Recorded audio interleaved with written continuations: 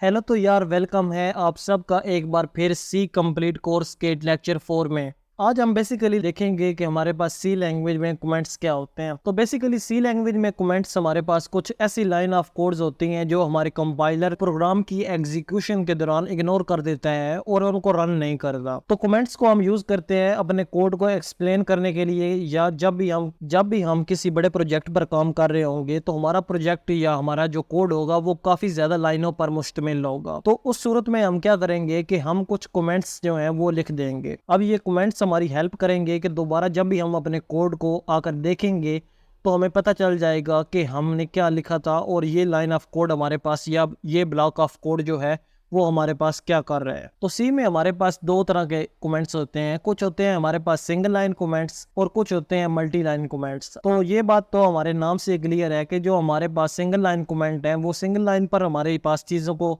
Comment out कर रहे होंगे, और मल्टी लाइन कमेंट जो है वो मल्टीपल लाइंस पर चीज़ों को कमेंट आउट करने के लिए यूज होंगे। तो सिंगल लाइन कमेंट्स को हम कैसे अपने प्रोग्राम में लिख सकते हैं, डबल फॉरवर्ड स्लैश जो है वो यूज करके। तो मान लीजिए मैं यहाँ पर एक प्रिंट फंक्शन के जरिए एक लाइन प्रिंट करवा रहा था, अपना नाम जो है वो अदनान मुमताज़ सिर्फ प्रिंट करवा रहा था, जिसमें मैं अपना नाम अदनान मुमताज़ सिर्फ प्रिंट करवा रहा था। अब मैं इसके ऊपर यहाँ पर कमेंट, एक सिंगल लाइन कमेंट लिख देता हूँ, उसमें मेंशन कर देता हूँ this line will print my name. तो अब देखें यहाँ पर हमने लिखा हुआ है this line will print my name.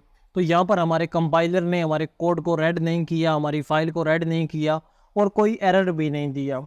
तो जैसे ही हम सेव करके इसको रन करते हैं तो यहाँ पर देखें मेरे पास सिर्फ जो मेरा प्रिंट एफ वाला फंक्शन है उसकी आउटपुट यहाँ पर प्रिंट हुई है, और ये लाइन हमारे पास प्रिंट नहीं हुई क्योंकि हमारा कंपाइलर जानता है कि ये हमारे पास एक कमेंट है। जो कमेंट्स होते हैं वो प्रोग्राम की एग्जीक्यूशन के दौरान हमारा कंपाइलर जो है वो इग्नोर कर देता है। इसलिए जब उसने यहाँ पर आकर देखा कि यहाँ पर दो डबल फॉरवर्ड स्लैश जो है वो लगी हुई हैं तो उसने खुद ही समझ लिया कि ये एक कमेंट है और उसने इसको इग्नोर कर दिया। तो कमेंट्स को हम इस तरह भी यूज़ कर सकते हैं कि मान लीजिए जैसे मेरे पास यहाँ पर दो प्रिंट फंक्शन है, तो एक प्रिंट फंक्शन में मैंने लिखा हुआ है अदनान मुमताज़ अपना नाम, और यहाँ पर एक प्रिंट फंक्शन में मैंने लिखा हुआ है अपने चैनल का नाम। तो अब मैं ये चाहता हूँ कि इस लाइन को मैं यहाँ से हटाऊं भी ना, और एक शॉर्ट टाइम के लिए मैं सिर्फ इस कोड को रन करके देखूं कि हमारे पास जब ये लाइन प्रिंट होती है तो वो हमारे पास क्या रिजल्ट दे रही है। तो मैं क्या कर सकता हूँ, इसके शुरू में दो फॉरवर्ड स्लैश लगाकर इससे कमेंट आउट कर सकता हूँ,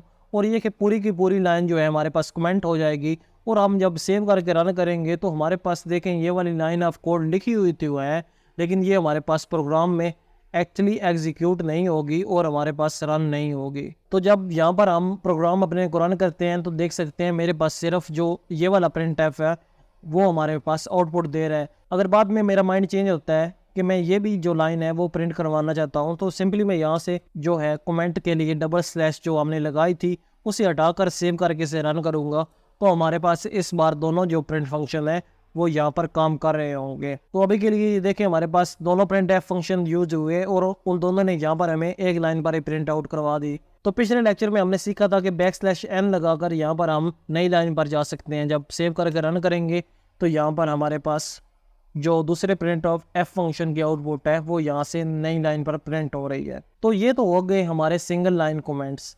अब ये देखें कि जहाँ पर भी हम सिंगल लाइन कमेंट जो यूज़ करेंगे ये हमारी सिर्फ एक लाइन को ही प्रिंट आउट करेगा, अगली लाइन पर ये कमेंट हमारा जो है वो काम नहीं कर रहा होगा। तो बेसिकली इस लाइन पर मैं जितना लंबा भी लिखूँ वो सिर्फ एक कमेंट होगा, लेकिन अगली लाइन पर मल्टी लाइन पर मैं इसको यूज़ करते हुए चीज़ों को कमेंट आउट नहीं कर सकता। तो मल्टीपल लाइन को कमेंट करने के लिए हम यूज़ करते हैं मल्टी लाइन कमेंट्स को। और मल्टी लाइन कमेंट हम कैसे यूज़ करते हैं, हमारे पास जो हमारे मल्टी लाइन कमेंट होते हैं वो एक फॉरवर्ड स्लैश के बाद स्टार से शुरू होते हैं और एक स्टार और उसके बाद फॉरवर्ड स्लैश से ख़त्म हो जाते हैं। तो मान लीजिए मेरे पास यहाँ पर दो लाइनें लिखी हुई थी, तो मान लीजिए यहाँ पर मैं मल्टी लाइन कमेंट लिखना चाहता हूँ तो मैं क्या करूँगा, फॉरवर्ड स्लैश और स्टार लगाऊंगा।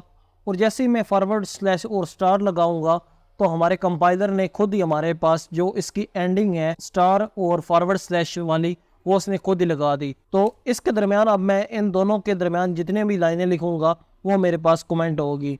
तो मैं यहाँ पर लिख सकता हूँ this is a multi line comment hello hi तो इस तरह हम जो है एक फॉरवर्ड स्लैश और स्टार के ज़रिए अपने मल्टी लाइन कमेंट को शुरू कर सकते हैं, और जहाँ पर इसे एंड करते हैं वो वहाँ पर हम एक पहले स्टार लगाते हैं और फिर फॉरवर्ड स्लैश लगाते हैं।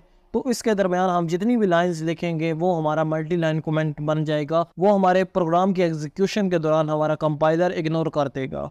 तो यहाँ पर आप देख सकते हैं कि यहाँ पर हमने मल्टी लाइन कमेंट भी लिखे और सिंगल लाइन कमेंट भी लिखे, लेकिन हमारे कोड में एक्चुअली कोई भी ये हमें शो नहीं हो रहे, क्योंकि हमने सिर्फ ये अपने कोड में अपने रेफरेंस के लिए लिखे थे कि हम जब भी बड़े प्रोग्राम्स पर काम कर रहे होंगे और हमारे पास hundreds of lines of code होंगी, तो उस वक्त हमें कंफ्यूजन ना हो कि हमने कौन सी चीज़ किस चीज़ के लिए लिखी थी। तो उसके साथ हम मेंशन कर सकते हैं, साथ साथ कमेंट लिखते जा सकते हैं, ताकि हम बाद में जब भी अगर अपने कोड को देखें तो हमें पता चल जाए लाइन ऑफ कोड या हमारे पास ये जो ब्लॉक ऑफ कोड है वो क्या काम कर रहा है। या मान लीजिए आप कोड लिख कर अपने एक दोस्त को सेंड करते हैं, तो वो जब आपका कोड पढ़ रहा होगा तो अगर साथ में कमेंट लिखे होंगे तो उसे भी थोड़ा बहुत रेफरेंस मिल जाएगा कि आपका कोड जो है वो क्या काम कर रहा है और उसको समझने में आसानी होगी। तो जब भी हम बड़ी कंपनीज में काम कर रहे होते हैं वहाँ पर हम कमेंट्स को यूज़ करते हैं ताकि दूसरे लोग जब हमारे कोड को पढ़ें तो वो उस कोड को समझ सकें। तो यहाँ पर हमारे पास एक छोटी सी एक्सरसाइज भी दी गई है, ये आपने खुद सॉल्व करनी है, जो कि है कमेंट्स के रिलेटेड। तो आज के लेक्चर में हमने ये सीखा कि सी लैंग्वेज में हम कमेंट्स कैसे करते हैं। आई होप सो आपको वीडियो पसंद आई होगी। अगर आपको वीडियो पसंद आई है तो प्लीज़ वीडियो को लाइक, और अभी तक आपने हमारे चैनल को सब्सक्राइब नहीं किया तो प्लीज़ चैनल को सब्सक्राइब कर लें। मैं मिलता हूँ आपसे लेक्चर 5 में।